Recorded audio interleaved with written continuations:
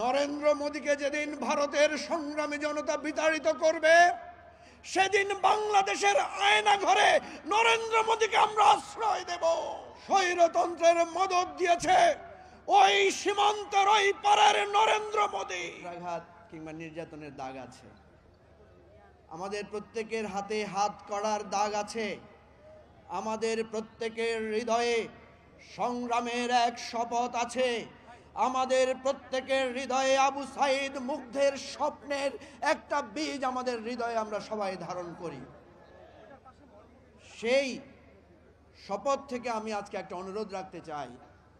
আজকে যে ঐক্য, সে ঐক্যের মূল চেতনা যাতে আমরা কখনো ভুলে না যাই, এবং এই রক্ত, জীবন, ঘুম এবং জীবনহানির ডাক যতবার আসবে আমরা দল মত ভুলে আমরা এখানে চলে আসব।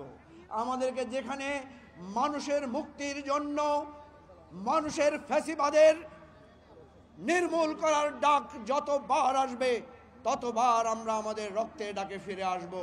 প্রিয় ভাই ও বন্ধুগণ, 2006 সালের 28 অক্টোবর থেকে রক্ত দেয়া আমাদের শুরু হয়েছে।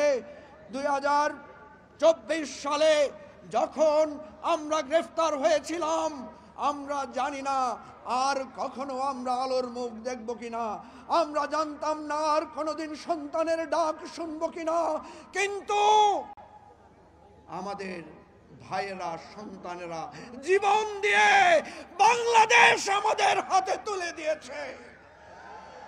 এই বাংলাদেশের আমানত আমরা রক্ষা করব এবং এই ঐক্য আমাদের বজায় থাকবে।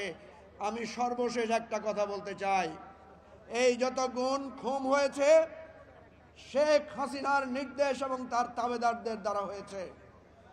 সুতরাং শেখ হাসিনার বিচার করতে হবে, আর একটা বিচার করতে হবে।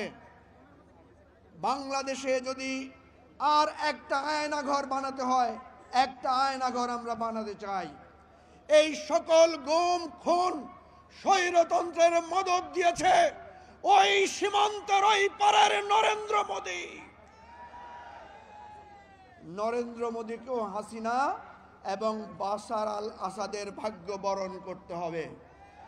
নরেন্দ্র মোদীকে যেদিন ভারতের সংগ্রামী জনতা বিতাড়িত করবে, সেদিন বাংলাদেশের আয়না ঘরে নরেন্দ্র মোদীকে আমরা আশ্রয় দেব। সুতরাং সেই লড়াই চলছে, লড়াই চলবে। রক্তের দাম, রক্তের বিনিময়ে বাংলাদেশ আবার ঘুরে দাঁড়াবে। খোদা হাফেজ। বাংলাদেশ জিন্দাবাদ। আমাদের গুম খুন ভাইদের জীবন রক্ষা হবে। আল্লাহ হাফেজ।